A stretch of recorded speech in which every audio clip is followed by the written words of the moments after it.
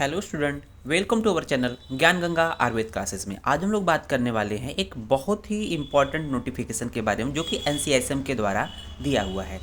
तो हम लोग पूरे बात करते हैं कि ये नोटिफिकेशन किसके रिगार्डिंग है। तो बात करते हैं कि हम पूरी साल या पूरे प्रॉप हम लोग पूरे मन से पढ़ाई करते हैं और हम लोग का फाइनल जो रिजल्ट होता है, हम लोग की उम्मीद होती है कि हम लोग अल्टीमेट पास हो जाएं। हमारे रिजल्ट में क्या होना चाहिए, PASS पास लिखा होना चाहिए। बाद में नंबर आता है कि कितने मार्क्स मिले, कितने परसेंट मिले, कौन टॉप किया, कौन नहीं टॉप किया। तो उसके रिगार्डिंग क्या होता है कि एनसीआईएसएम ने एक रूल निकाला कि जब आपका रिजल्ट आएगा तो उसके अकॉर्डिंग उसमें कुछ नियम निकाले हैं कि जो बच्चे पास हुए होते हैं उनके लिए तो कोई रूल ही नहीं है, क्योंकि एग्ज़ाम देते हैं, पास होते हैं और नेक्स्ट प्रोफेशन में प्रमोट होते हैं। तो लेकिन जो कुछ बच्चे कहीं ना कहीं कुछ कारणों से, जो कुछ पारिवारिक समस्याओं की वजह से या कुछ कारणों से जो है अब अच्छी पढ़ाई न होने की वजह से रिजल्ट अच्छा नहीं जाता है या फेल हो जाते हैं, तो उनके रिगार्डिंग ये नोटिफिकेशन है। तो ये नोटिफिकेशन सभी को ध्यान से देखना चाहिए, क्योंकि रिजल्ट जब आता है उसके बाद की बात होती है पास है कि फेल है। तो ये जो नोटिफिकेशन है एनसीआईएसएम ने कहीं ना कहीं दिया है 14 नवंबर 2023 को दिया था। तो ये कहीं ना कहीं आपसे रिलेटेड है और जब आपका रिजल्ट आएगा तो उस पे ये अप्लाई होगा। तो ये वीडियो आपके लिए वेरी वेरी इंपॉर्टेंट है, आपके जानने वालों के लिए भी। तो यहाँ पर देखेंगे कि रिजल्ट में दो ही चीज़ें होती है, एक तो पास होता है और दूसरा चीज़ होता है फेल। अब यहाँ पर पास में कुछ अन्य चीज़ें नहीं लिखे होते। पास तो पास होता है, नेक्स्ट क्रॉप में प्रमोटेड होता है। लेकिन जो बच्चे फेल होते हैं, अब फेल होते हैं तो वहाँ पर बहुत से डाउट होते हैं कि हम सप्लीमेंट्री एग्ज़ाम दे पाएंगे कि नहीं दे पाएंगे। दूसरी बात ये होती है कि हर बच्चों के साथ अलग अलग होता है कि कोई बच्चा एक सब्जेक्ट में फेल होता है, कोई बच्चा 2 सब्जेक्ट में होता है, कोई 3 में, 4 में, 5 में, या कोई बच्चा सभी सब्जेक्ट में फेल होता है। तो हर एक बच्चे के लिए कहीं ना कहीं अलग अलग डाउट है। तो उसी डाउट को कंप्लीट करने के लिए ये रूल आया है। आइए हम लोग एक एक पॉइंट के बारे में बात करेंगे। तो पहला पॉइंट हम लोगों ने पास बोला था कि जो पास है उनके लिए तो कोई रूल नहीं है यहाँ पे, लेकिन रिजल्ट आने के बाद तो पता चलेगा ना पास है या फेल है। तो देखेंगे यहाँ पर जो पहला रूल है, जो पहला जो पॉइंट है कि अगर कोई बच्चा फेल होता है, फेल है लेकिन फेल कितने सब्जेक्ट में है, 1 या 2 सब्जेक्ट में। 1 या 2 सब्जेक्ट में फेल है, अगर 1 या 2 सब्जेक्ट में फेल है तो वो क्या बोला जाएगा, उसको क्या टर्म देंगे, तो उसको बोलेंगे fail but promoted. Fail but promoted, इसका क्या मतलब है, फेल तो है लेकिन वो प्रमोट हो जाएगा। किस में प्रमोट हो जाएगा, जो बच्चे प्रमोट हो जाएगा नेक्स्ट प्रॉप में, नेक्स्ट प्रोफेशनल में प्रमोट हो जाएगा। क्यों प्रमोट हो जाएगा, क्योंकि उसे अपने रेगुलर बैच के साथ पढ़ना पड़ेगा। क्योंकि रेगुलर बैच का जो पास हुआ बच्चा है, जो बच्चा पास हुआ है, तो उसके अपने बैच के पास हुए बच्चों के साथ वो रेगुलर पढ़ाई करेगा, रेगुलर स्टडी करेगा।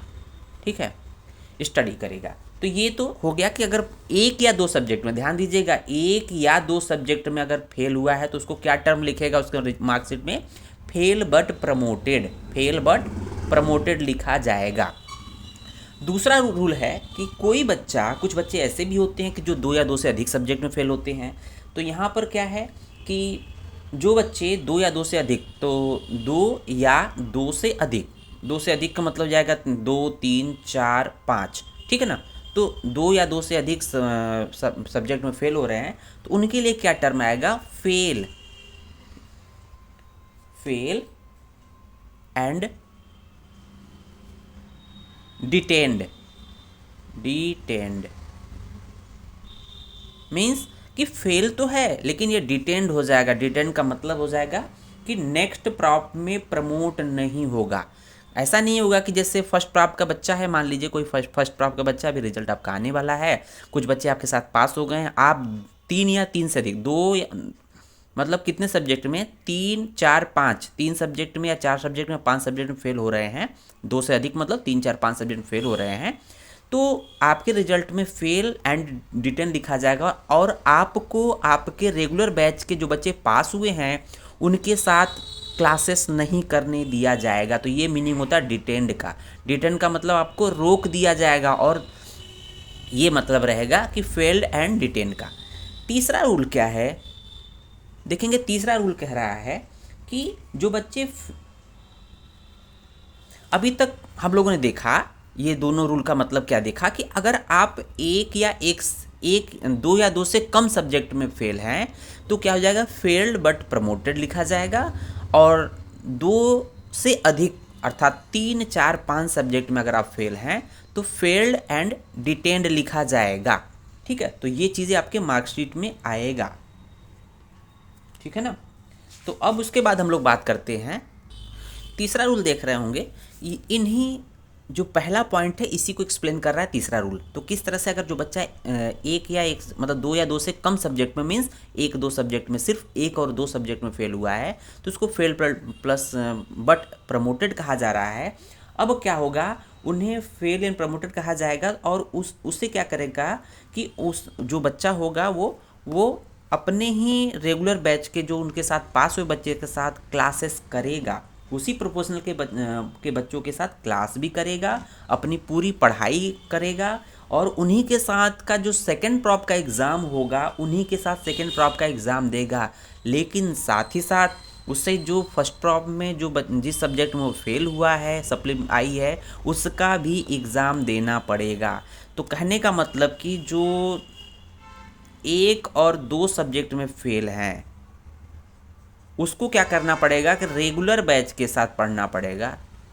रेगुलर बैच जो चल रहे हैं के साथ स्टडी करनी पड़ेगी और उसी के साथ एग्ज़ाम भी देना पड़ेगा। साथ ही साथ उसके कौन सा एग्ज़ाम देना पड़ेगा, सप्लीमेंट्री वाला भी एग्ज़ाम देना पड़ेगा, चाहे वो 1 सब्जेक्ट हो चाहे 2 सब्जेक्ट हो। इन दोनों के साथ मतलब regular exam plus supplementary exam दोनों देना पड़ेगा साथ ही साथ। ठीक है ना। अब बात आती है कि फोर्थ पॉइंट की। फोर्थ पॉइंट जो है वो अब थर्ड पॉइंट को एक्सप्लेन कर रहा है।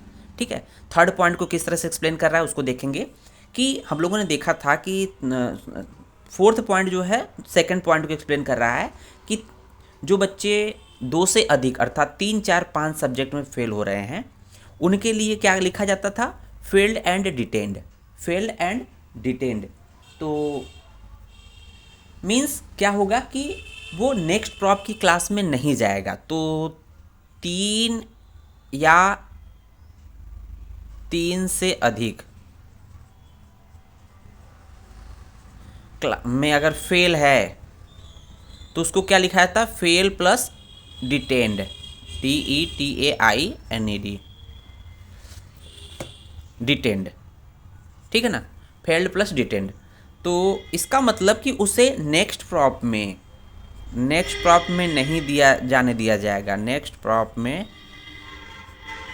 एंट्री नहीं है उसकी। ठीक है ना, नेक्स्ट प्रॉप में एंट्री नहीं है और उसकी क्लासेस भी नहीं करेगा और उस रेगुलर बैच के साथ एग्ज़ाम जब क्लासेस नहीं करेगा तो वो अपने नेक्स्ट प्रॉप के आगे वाले प्रॉप के एग्ज़ाम नहीं दे पाएगा।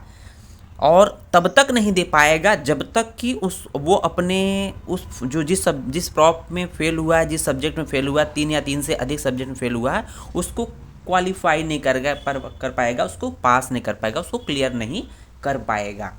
तो ये नियम है आपसे संबंधित। और फिफ्थ रूल जो है कि वेरी वेरी इंपॉर्टेंट है, हम लोग देखेंगे फिफ्थ रूल क्या है। ये होता है कि जो बच्चे फेल होते हैं अगर उनका सप्लीमेंट्री का एग्ज़ाम समय से आया और रिजल्ट भी समय से मिल गया, मतलब 1-2 महीने में सब कुछ ओके हो गया, तो अपने रेगुलर बैच के बच्चों के साथ वो पुनः शामिल हो जाएंगे।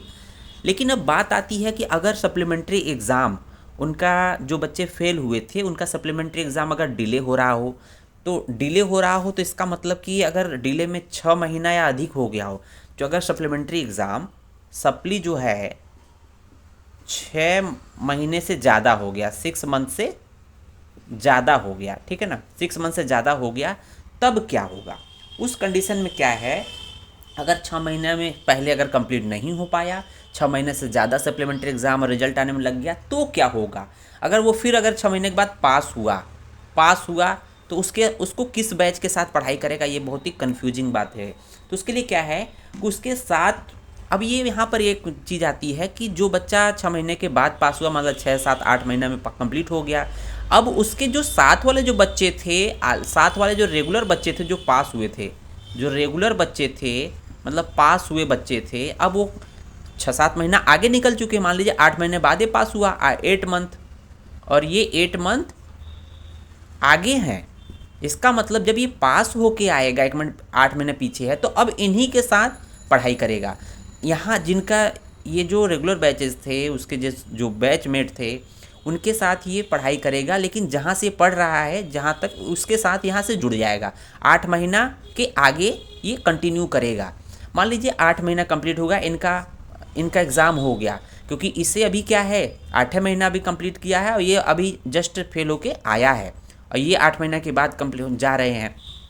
तो इसमें क्या होगा कि ये तो अपना रेगुलर बैच वाले तो उनका जैसे ही टर्म कंप्लीट होगा 75% या जो सेशन कंप्लीट होता है, एग्ज़ाम होगा, निकल जाएंगे। लेकिन इनको इनके साथ अभी एग्ज़ाम नहीं देने को मिलेगा। जो अभी जस्ट पास होके आए हैं सप्लीमेंट्री, उनको अपने रेगुलर बैचों के साथ एग्ज़ाम नहीं मिलेगा, क्योंकि अभी उन्होंने आधी पढ़ाई की है। और जो हाफ पढ़ाई, हाफ वाला पार्ट तो उन्होंने अपने रेगुलर बैच के साथ किया, और जो हाफ जो स्टडी है वो अपने जूनियर के साथ करेंगे, जैसे ही ये दोनों मिलाकर हाफ हाफ मतलब लगभग 75% जो अटेंडेंस होता है, 75% जो अटेंडेंस होता है, ये पूरा कोटा पूरा होगा, तो उनका यूनिवर्सिटी एग्ज़ाम कराया जाएगा, और उसके बाद ये पुनः आगे बढ़ जाएंगे। तो इस तरह के कुछ रूल हैं जो कि आपको जानने ज़रूरी है। 6 पॉइंट जो कि वेरी वेरी इंपॉर्टेंट है, इससे रिलेटेड 6 पॉइंट जो कि वेरी वेरी इंपॉर्टेंट है। अभी तक तो था कि ये फर्स्ट प्रॉप सेकेंड प्रॉप के बच्चों के लिए था। मान लीजिए थर्ड प्रॉप के बच्चों से संबंधित क्या है कि कौन बच्चा थर्ड प्रॉप दे पाएगा, कि क्या फर्स्ट प्रॉप का बच्चा सेकेंड प्रॉप का फेल हुआ बच्चा थर्ड प्रॉप का एग्ज़ाम दे पाएगा। मान लीजिए कि एक सब्जेक्ट में फेल होता जा रहा है, उसको आगे प्रमोट किया जा रहा है। फिर जैसे थर्ड प्राप्त में क्या है कि जैसे फर्स्ट प्राप्त का बच्चा था, उसने फिर एक सब्जेक्ट में फेल हुआ, वो क्या हो गया, एक सब्जेक्ट में फेल हुआ और वो क्या हुआ, प्रमोट हो गया। ठीक है, प्रमोट हो गया सेकेंड प्राप्त में, सेकेंड में प्रमोट हो गया। अब सेकेंड में गया तो वहाँ पर मान लीजिए फर्स्ट क्लियर हुआ नहीं हुआ, एक आध सब्जेक्ट बचा हुआ, सेकेंड में भी क्लियर हो गया, एक सब्जेक्ट सेकेंड ईयर में भी एक आध 2 सब्जेक्ट बच गया, 1 या 2 सब्जेक्ट में, तो किस में प्रमोट हो गया, थर्ड प्राप्त में प्रमोट हो गया। ठीक है ना, प्रमोट हो गया। अब यहाँ पर है कि क्या थर्ड प्राप्त का एग्ज़ाम कौन दे पाएगा। अब ये थर्ड प्राप्त का एग्ज़ाम जो फर्स्ट ईयर अभी कंप्लीट नहीं हुआ, सेकेंड प्राप्त अभी कंप्लीट होगा, थर्ड प्राप्त एग्ज़ाम देगा। तो इसके लिए रिगार्डिंग रूल है कि जो बच्चा थर्ड प्राप्त का एग्ज़ाम वहीं दे पाएगा जो फर्स्ट प्राप्त कंप्लीटली रूप से पास करेगा, मतलब कंप्लीट पास करके आगे बढ़ेगा। सेकेंड प्राप्त कंप्लीट मतलब फर्स्ट और सेकेंड प्राप्त के सभी सब्जेक्ट को क्लियर करने के बाद ही आपको थर्ड प्राप्त के एग्ज़ाम दिलवाए जाएंगे।